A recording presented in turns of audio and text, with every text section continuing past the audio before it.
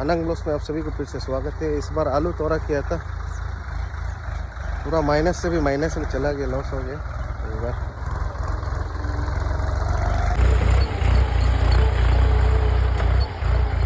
जिस किसी को भी आलू चाहिए हमको कॉल करिएगा, बस्ता लामसाब में 600 में दे देगा। जो कोई भी ये वीडियो अभी देख रहा है तमाम हमको कांटेक्ट करिएगा, नंबर कैप्शन में दे के रखा है। शाम तक लेके आएगा पासीघाट में, पासीघाट एरिया।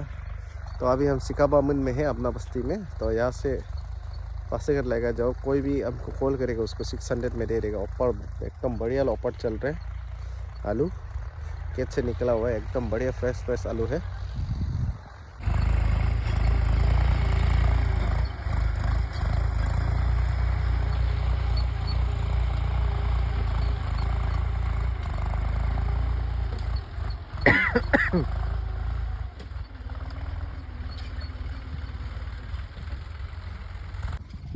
एकदम फ्रेश अभी निकले खेत से।